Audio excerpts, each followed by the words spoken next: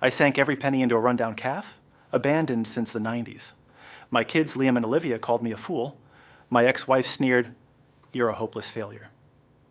Their taunts echoed as I descended into the calf cellar. What I found underfoot was worth hundreds of thousands, and it shut them all up. Before we continue, please subscribe to the channel and let us know where you're listening in the comments. The backyard was a battlefield of words, and I was losing.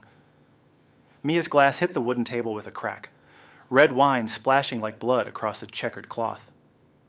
"You're serious, Dad?" she snapped, her voice sharp enough to cut through the sizzle of the grill. "A business? With our money?" "It's not your money," I said, my throat tight, hands gripping the tongs. The air smelled of charred burgers and blooming lilacs, but the warmth of the spring evening couldn't touch the chill spreading through me. Oliver leaned forward, his chair scraping the patio stones, eyes narrowed like a predator's. "You're no businessman, Dad. You're a dreamer, and not the good kind." The string lights swayed above, casting shadows that danced across their faces. Faces I'd loved, sacrificed for, now twisted with greed. I'd spent weeks planning this barbecue, hoping to share my dream of a fresh start. The table was set with care, mismatched plates, a centerpiece of daisies. The grill I'd scrubbed clean. But now, those daisies looked wilted, their petals curling like my shrinking resolve. I tried to steady my voice. "I've saved for years. This is my chance to..." "Your chance?" Mia laughed, cold and brittle. "What about us? I could fund my studio with that cash. Oliver's drowning in debt. And you're throwing it away on some fantasy?" Oliver slammed his beer bottle down. "You never think about us, do you? Always playing the martyr. But it's selfish, Dad. Plain selfish." The word hit like a fist. Selfish. I'd paid for Oliver's college, his car, his mistakes. I'd funded Mia's art school, her trips abroad. Years of overtime, skipped vacations, a marriage that crumbled under the weight of my giving. And now, standing in my own backyard, I was the villain. I opened my mouth to argue, but the words wouldn't come. My chest tightened, a rusted lock refusing to budge. The grill hissed, spitting grease into the flames. I saw a cracked plate on the table, a hairline fracture running through its center, just like us. I wanted to scream, to tell them how their words carved into me, but silence was all I had. "You're a failure, Dad," Oliver said, standing now, his shadow looming. "Always were. Mom was right about you." Mia nodded, her lips a thin line. "Give us the money, Dad. Don't make this harder than it needs to be." I stared at them, my children, strangers now. The yard felt smaller, the lilac scent sour. I wanted to beg them to understand, to see the man who'd given them everything. But their eyes were hard, unyielding. I turned away, my hands shaking as I flipped a burger that no one would eat. They left without another word, their footsteps fading into the night. The string lights flickered, one bulb popping with a faint snap. I stood alone, the grill cooling, the air turning sharp. I started stacking the plates, their clatter louder than the silence they'd left behind. The yard was too big, too empty. I carried the dishes inside, my steps heavier than they'd been all night. That night I barely slept, Oliver and Mia's words buzzing in my head. The next day I returned from work exhausted but couldn't sit idle. I went to the kitchen hoping routine chores would distract me from the sting of their betrayal. The kitchen sink was a cold refuge, the water biting my knuckles as I scraped barbecue sauce from a pan. The house was silent save for the drip of the faucet and the creak of the porch door swinging in the breeze. Last night's argument clung to me, Oliver's failure and Mia's selfish, echoing like a song I couldn't unhear. I scrubbed harder, the sponge fraying under my grip, as if I could wash away their betrayal. The backyard was dark now, the string lights unplugged, the daisies left to droop in their vase. I glanced at a family photo on the counter, us at a 4th of July picnic years ago, all smiles and sunburns. My thumb brushed the frame, smudging the glass. Had I been a fool to think they'd support me? I paused, the water still running, and remembered a night long past. Signing a check for Oliver's car, my hand shaking as I drained my savings. He'd hugged me then, called me his hero. Now I was nothing. I moved to the table, folding the checkered cloth with care, its stains like maps of our ruin. Another memory surfaced, me at 16 laughing as I helped her frame her first painting. I'd worked double shifts to pay for her art school, only to overhear her later mocking my dead-end job to her friends. The cloth slipped from my hands, pooling on the floor. My shoulders ached, not from cleaning, but from carrying their ingratitude. The kitchen light flickered, casting shadows that danced across the chipped mugs I'd stacked. I muttered to myself, they're wrong. They have to be. But doubt gnawed at me, a splinter under my skin. What if the calf was a mistake? What if I was too old, too broken, to start over? I picked up a faded apron from a hook, its floral pattern worn from years of family dinners. Once it had meant warmth, togetherness. Now it felt like a relic of a life I'd lost. I carried the apron to the laundry room, the floorboards groaning under my weight. Another flash. My ex-wife, Elaine, her voice dripping with scorn at our last meeting. You'll never be more than a paycheck, Kenneth. I'd swallowed her words then, but they burned now, mingling with Oliver's and Mia's. I stopped, staring out the window at the dark yard, the grass silvered by moonlight. No, I wouldn't let them define me. Not anymore. Back in the kitchen, I opened a drawer to put away a spoon and saw it. A realtor's card, its corners bent, the name Carol scrawled in blue ink. I'd kept it for months, a quiet hope tucked away. My fingers closed around it, the edges sharp against my skin. The house was still, but something in me stirred. Tomorrow I'd call her. Tomorrow I'd take the first step. The next morning I dialed Carol, the realtor, and arranged to view the calf that same day. My heart pounded as I drove to Middletown, past doubts, wrestling with new hope. Parking the car, I stepped onto the gravel, ready to see the place that could be my new beginning. I stepped out of my car, the gravel crunching under my boots, and squinted at the faded sign above the calf. Dottie's Diner. The letters peeling like old skin. The morning air was crisp. Spring's promise tainted by the musty scent of Middletown's forgotten strip. The calf? Squatted between a shuttered laundromat and a pawn shop, its windows boarded, its brick facade stained with years of neglect. I adjusted my jacket, my heart a mix of nerves and hope, and pushed open the door. Dust swirled as I stepped inside, the floorboards groaning under my weight. The realtor Carol followed, her heels clicking sharply. This one's a long shot, Kenneth, she said, checking her watch. Been empty since the 90s. A money pit, if you ask me. Her voice was all business, but I barely heard her. The dining area stretched before me, a ghost of its past. Checkered tiles cracked, bar stools toppled, a jukebox in the corner draped in cobwebs. The air smelled of mildew and forgotten summers, yet I saw it. Tables full. Laughter. The clink of coffee mugs. I ran my hand along a countertop, its formica chipped, but smooth, imagining it gleaming under new lights. What's the history? I asked, my voice echoing in the emptiness. Carol sighed, flipping through her clipboard. Used to be the heart of this strip. Dottie ran it for decades. Closed when the factories did. Needs new plumbing, wiring, everything. She pointed to a corner where the ceiling sagged, water stains blooming like dark flowers. You'd be starting from scratch. I nodded, but my mind painted a different picture. Red booths, a chalkboard menu, my name on the sign. I stepped toward the jukebox, its glass smudged but intact, and pictured it playing Sinatra for a packed house. Carol's skepticism couldn't touch the spark in my chest, though doubt lingered, a shadow at the edges. My savings could cover the purchase, but the repairs? I glanced at my phone, the bank app showing a number that felt both too big and too small. We moved to the kitchen, its stainless steel counters dulled by grime. A locked basement door caught my eye, its padlock rusted shut. "What's down there?" I asked. "Storage. Probably junk," Carol said, shrugging.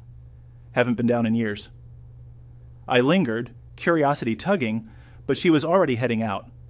Back in the dining area, I stood alone, the silence heavy. Could I do this? The risk loomed, but so did the possibility, a chance to build something mine.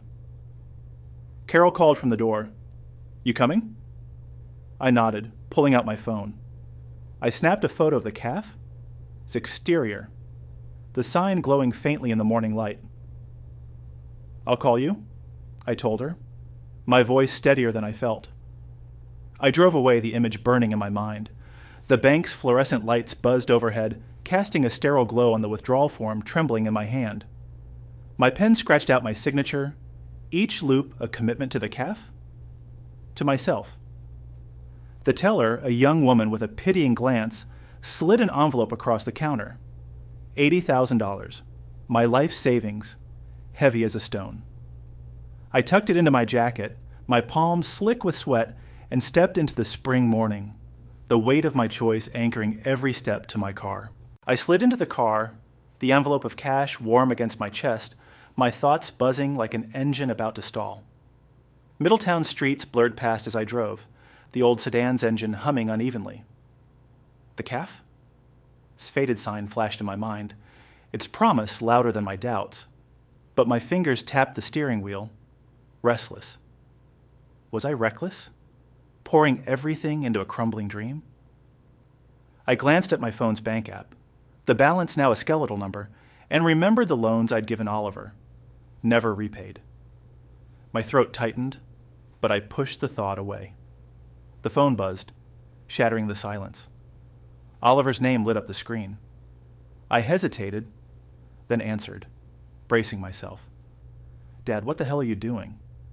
His voice was a blade, slicing through the car's stuffy air. "Marty at the bank told me you pulled 80 grand. That's our money." "It's mine," I said, my voice low but firm. "I earned it. I'm buying the cafe?" "You're robbing us," he shouted, words tumbling fast. "Mia needs that for her studio. I've got debts. You can't just throw it away on some rundown shack." I gripped the wheel, knuckles whitening. The road stretched ahead, lined with shuttered storefronts, a mirror of my fears.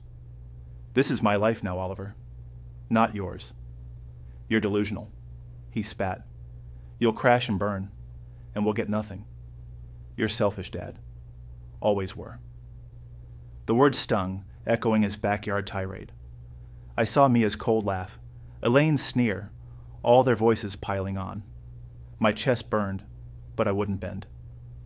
"I'm done," I said and hung up, the silence louder than his rage. The phone stayed dark, but my pulse raced, a drumbeat of defiance and fear. I pulled into the realtor's lot, the office a squat brick building with neat hedges.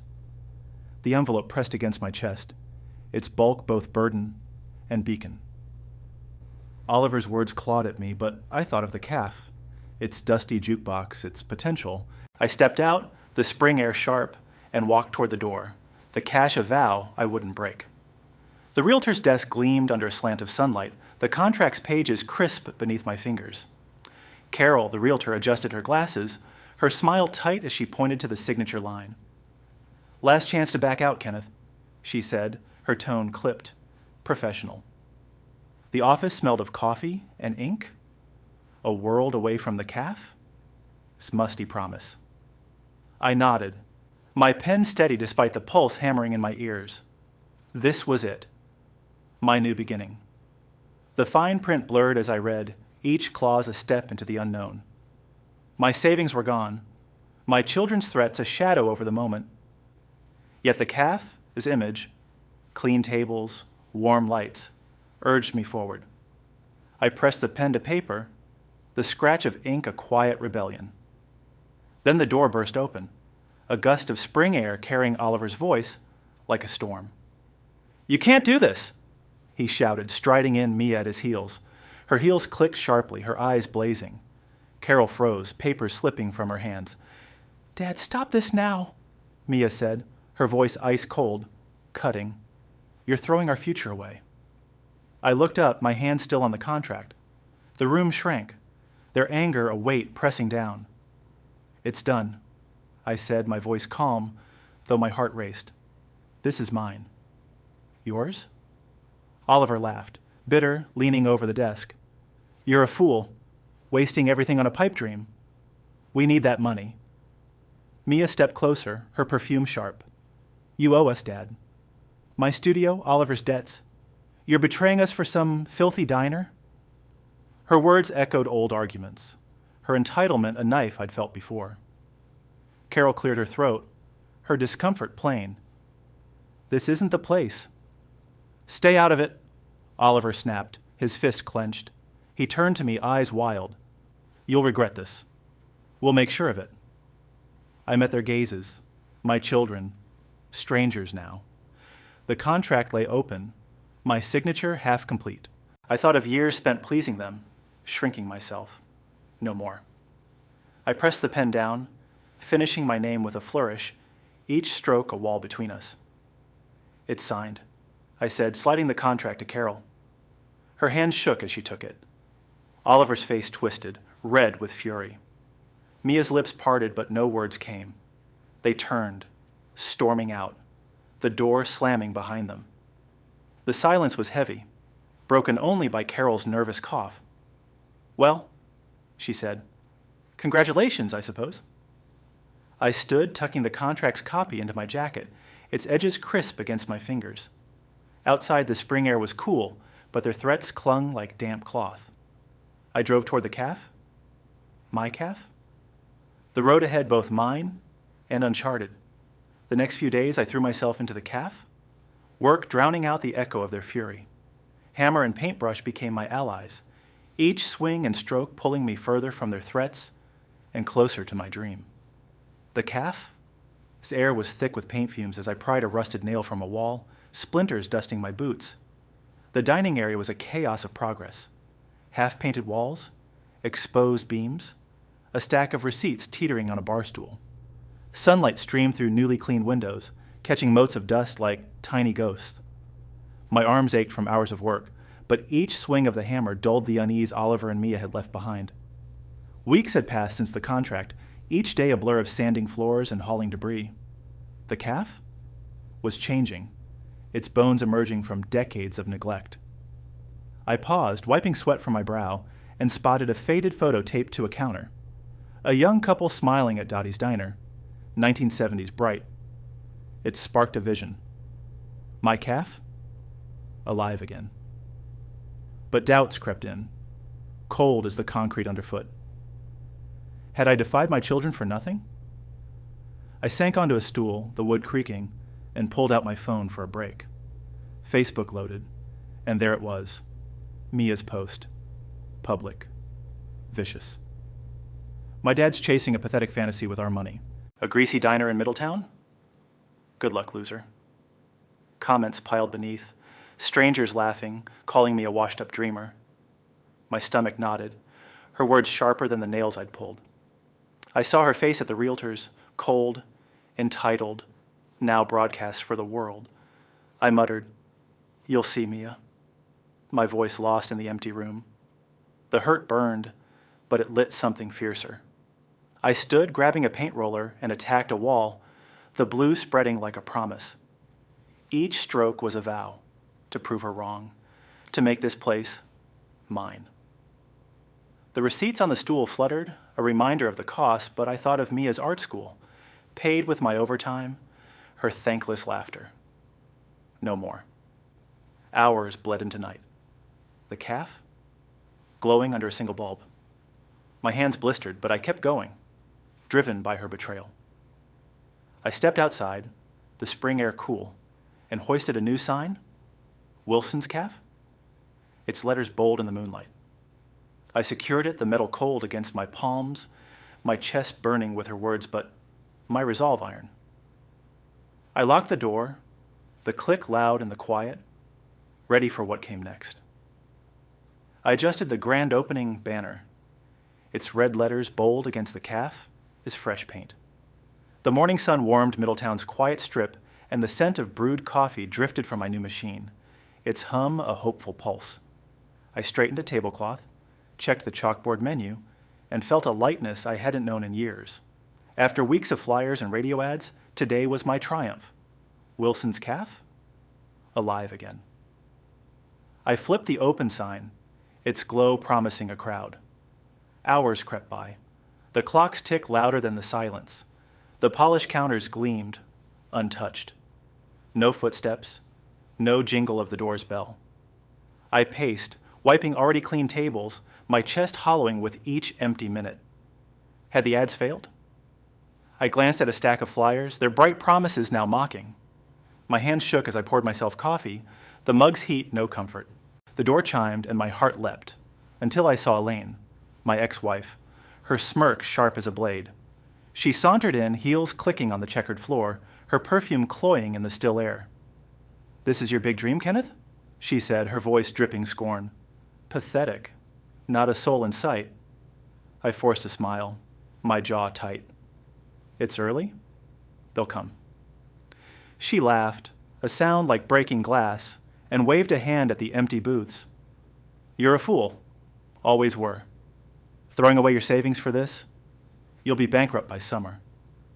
Her words stung, echoing Oliver and Mia's betrayal at the barbecue. I saw our marriage's end. Her taunts, my silence. My fingers curled into fists, but I said nothing, letting her gloat. She left, her laughter fading, and I slumped into a chair.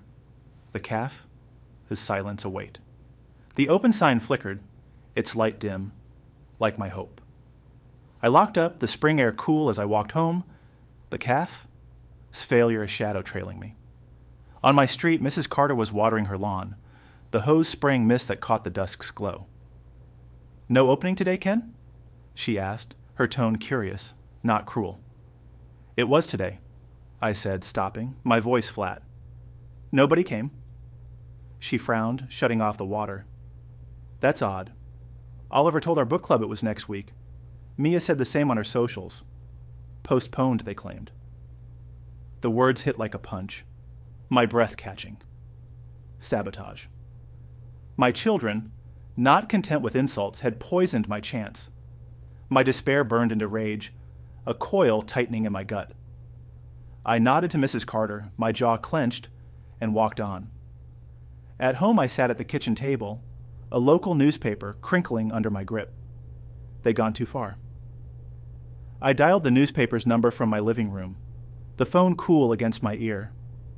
The morning light slanted through faded curtains, catching dust on my cluttered desk. Notes. Calf. Photos. A chipped mug with a family picture that stung to see. Last night's rage still simmered, Oliver and Mia's sabotage, a fire in my veins. I paced, the floorboards creaking, as the line rang. This was my first move, a calculated strike. "Daily Herald," a brisk voice answered. I pitched my story, a retiree reviving a forgotten calf, a tale of second chances. No mention of my children's betrayal, just the calf, his promise. The journalist Sarah agreed to meet, intrigued. I hung up, my pulse steady but fierce, and gathered photos. The calf, its new counters, its glowing sign.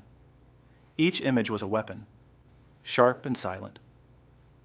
I recalled a moment years back, Oliver scoffing when I mentioned early retirement, saying, "You'll just sit around, Dad, wasting space."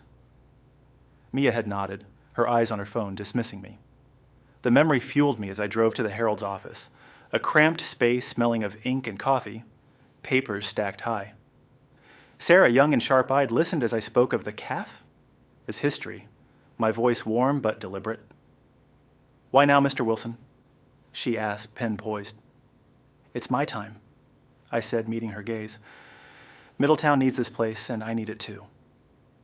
She nodded, scribbling, and promised a feature by Sunday. I left, a flicker of triumph in my chest, though I hid it behind a polite smile. Back home, I sorted more photos, each a step toward reclaiming my narrative. A neighbor's wave from across the street, curious and warm, hinted the town was listening. Another memory surfaced. Mia's failed boutique, funded by my savings, her thanks a curt nod before she moved on. My fingers tightened on a notebook, its pages filled with calf. Plans. Now a map for justice. I wasn't just rebuilding a diner. I was rebuilding me. The article would draw eyes, maybe customers, and weaken my children's grip. Evening fell, the house quiet, but alive with purpose. I opened my laptop, the draft article glowing on the screen. Sarah had captured my story, every word a spark for the town to see. I leaned back, my pulse quickening, already plotting the next move. I shook hands with Mr. Larson, the baker, in the diner's vinyl booth, my smile practiced as I pitched Wilson's calf. The clink of dishes and the greasy air wrapped us in Middletown's morning hum, a jukebox crooning Patsy Cline in the corner. "Your bread with my coffee," I said, leaning forward. "We could bring this strip back to life." Larson nodded, intrigued, and I felt the web of my strategy tighten, each connection pulling the town closer. The newspaper article had landed 2 days ago, and my phone buzzed with likes on the cafe's new Facebook page, photos of polished tables, a glowing sign, my story of grit.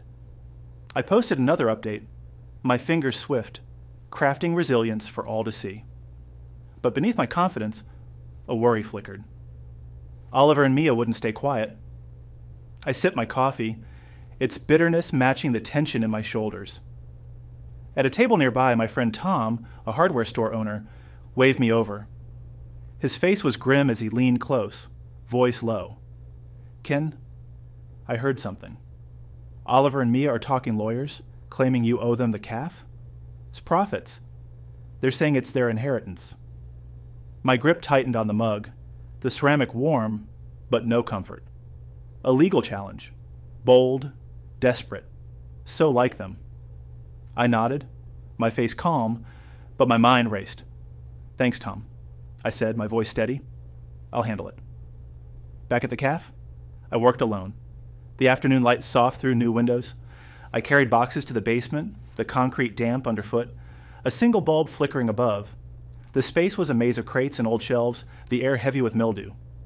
I stacked supplies, my movement sharp, each lift a defiance against their threat.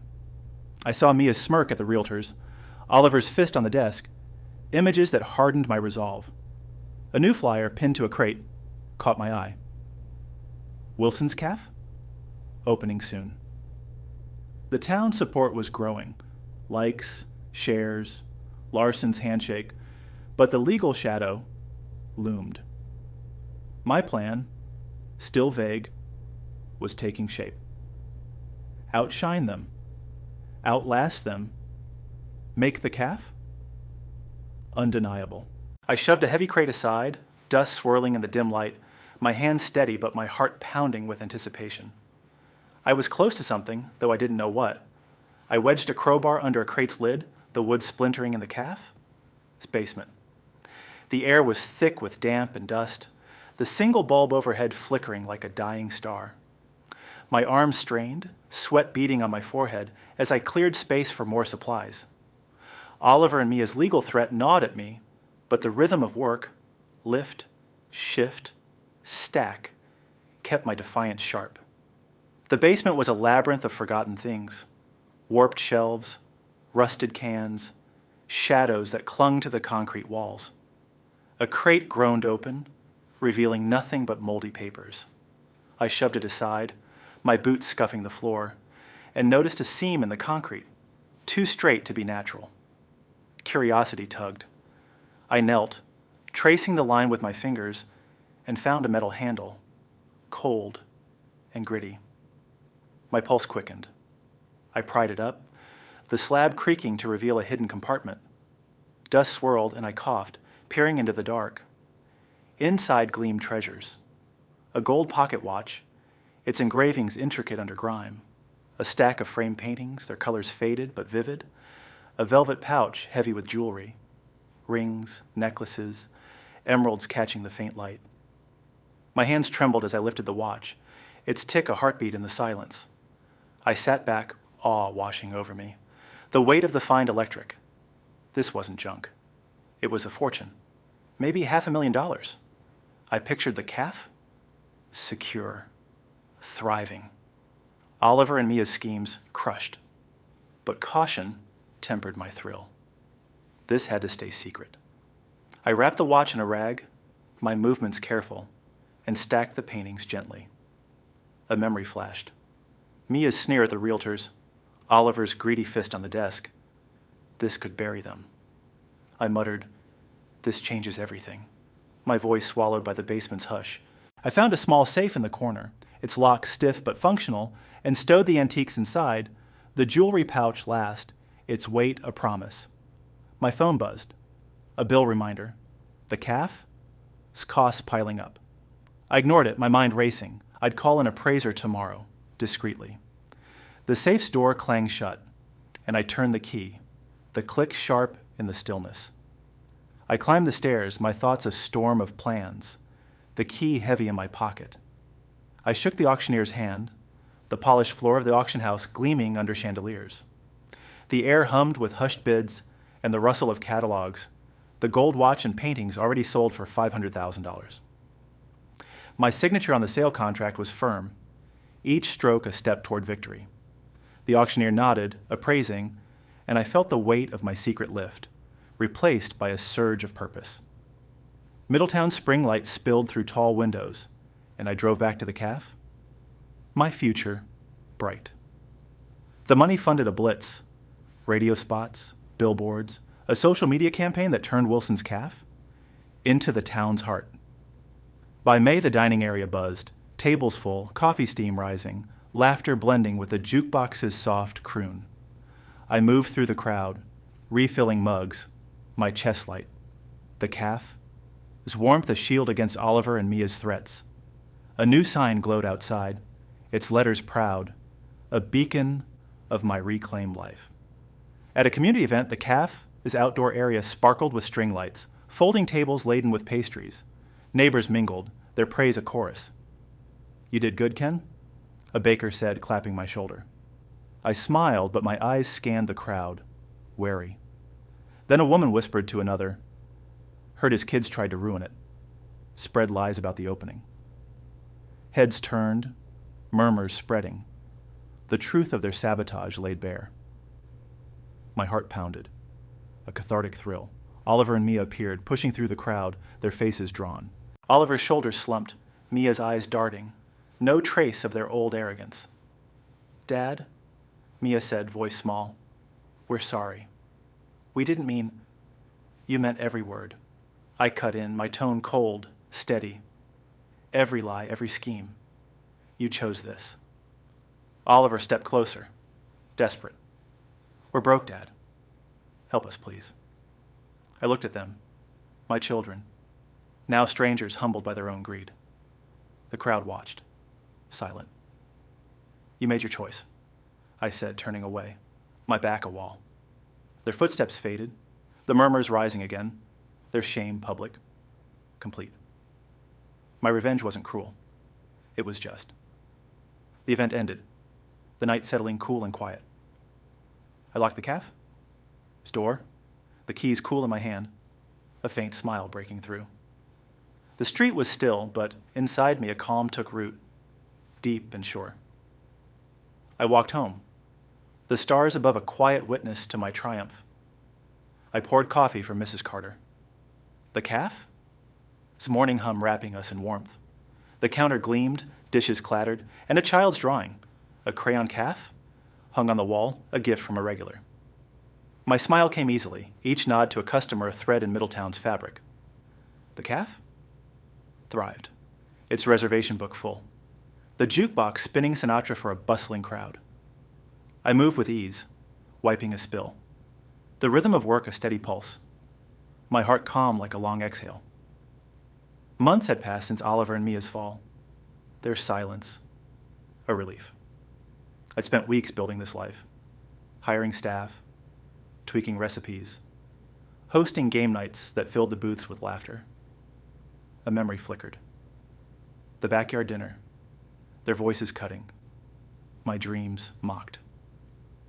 Now those wounds were scars, faint against the pride of this place. I handed a menu to a newcomer, my voice light, and felt the past slip further away.